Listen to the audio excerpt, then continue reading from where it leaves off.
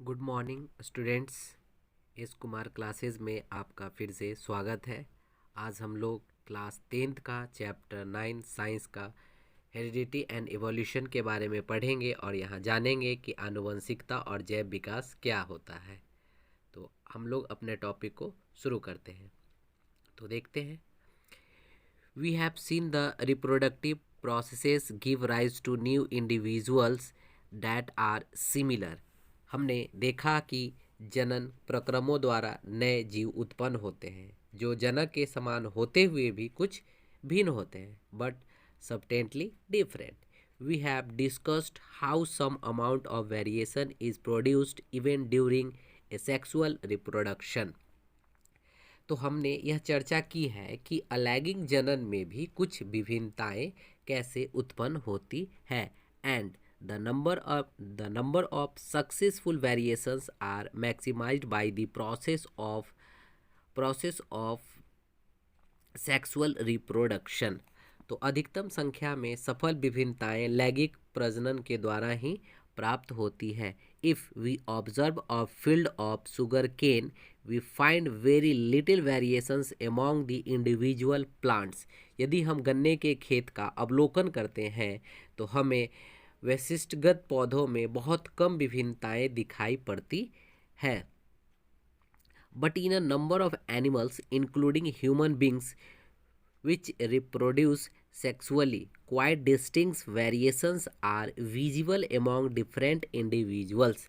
मानव एवं अधिकतर जंतुएं जो लैंगिक जनन द्वारा उत्पन्न होते हैं, इनके वैशिष्टगत स्तर पर अनेक विभिन्नताएं परिलक्षित होती हैं। In this chapter, we shall be studying the mechanism by which variations are created and inherited. इस अध्याय में हम उन क्रियाविधियों का अध्ययन करेंगे जिनके कारण विभिन्नताएं उत्पन्न एवं वंशागत होती हैं। The long term consequences of the accumulation of variations are also an intersecting point to be considered. विभिन्नताओं के संचयन के लंबे समय तक होने वाली अनुवर्ती प्रभाव का अध्ययन अत्यंत रोचक है। We shall be studying this under evolution, तथा जैव विकास में हम इसका अध्ययन करेंगे। तो हम लोग देखते हैं 9.1 में क्या है। Accumulation of variations during reproduction. जनन के दौरान विभिन्नताओं का संचयन क्या होता है, तो हम इसमें देखते हैं।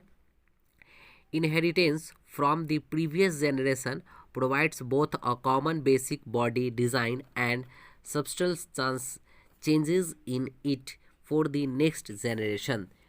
पूर्ववर्ती पीढ़ी से वंशागति संतति को एक आधिकारिक शारीरिक अभिकल्प एवं कुछ विभिन्नताएं प्राप्त होती है। Now think about what would happen when this new generations in this turn. अब जरा सोचते हैं कि इस नई पीढ़ी के जनन का क्या परिणाम होता है। The second generation will have difference that they inherit from the first generation as well as new created differences. दूसरी पीढ़ी में पहली पीढ़ी से आहरित विभिन्नताएं एवं कुछ नई विभिन्नताएं उत्पन्न होती है। यहाँ हम लोग फिगर देख रहे हैं, फिगर 9.1। तो इसमें भी पहले जानते हैं कि ये क्या है। फिगर 9.1 में creation of diversity over succeeding generations. उत्तरोत्तर पीढ़ियों में विविधता की उत्पत्ति। The original organism at the top will give rise to, say, two individuals similar in body design but with substantial differences. शीर्ष पर दर्शाए गए पहली पीढ़ी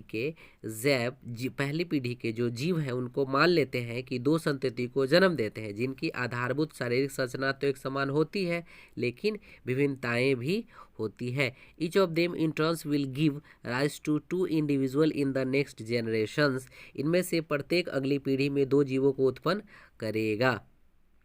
Each of the four individual in the bottom row will be different from each other.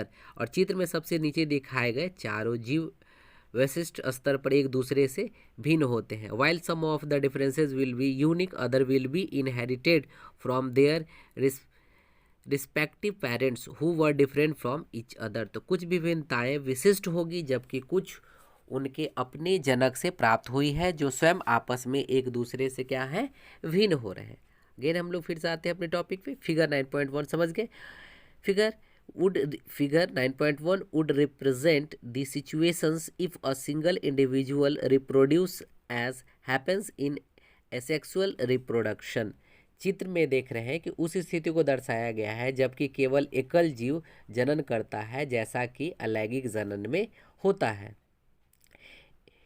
If one bacterium divides and then the resultant two bacteria divides again, the four individual bacteria generated would be very similar। यदि एक जीवाणु विभाजित होता है तो परिणामतः दो जीवाणु उत्पन्न होते हैं। नेक्स्ट देखते हैं हम लोग क्या होगा। The four individual bacteria generated would be very similar होते हैं। तो जो पुनः क्या करता है, विभाजित होकर चार जीवाणु उत्पन्न करेंगे जिनमें आपस में बहुत कुछ जो है वो समानताएं होगी। There would be only very minor differences between them generated due to a small inaccuracies in DNA कॉपिंग।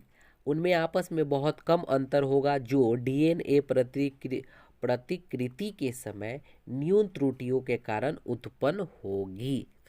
However, if sexual reproduction is involved, even greater diversity will be generated as we will see when we discuss the rules of inheritance। परंतु यदि लैंगिक जनन होगा तो विविधता अपेक्षाकृत और अधिक होता है, और इसके विषय में हम आनुवंशिकता के नियमों की चर्चा के समय देखेंगे। Do all these variations in a species have equal changes of surviving in the environment in which they find themselves?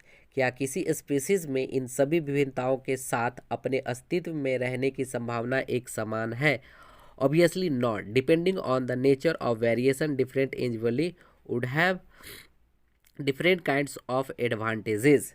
तो निश्चित रूप से नहीं, प्रकृति की विभिन्नता के आधार पर विभिन्न जीवों को विभिन्न प्रकार के लाभ हो सकते हैं। Bacteria that can withstand heat will survive better in a heat wave as we have discussed earlier। उष्णता को सहन करने की क्षमता वाले जीवाणुओं को अधिक गर्मी से बचने की संभावना अधिक हो जाती है। Selection of variants by environmental factors form the basic for evolutionary processes as we will discuss in later sections। उसकी चर्चा हम पहले कर चुके हैं, और पर्यावरण कारणों के द्वारा उत्तम परिवर्त का चयन जैव विकास प्रक्रम के आधार पर बनाता है, जिसकी चर्चा हम आगे करते हैं।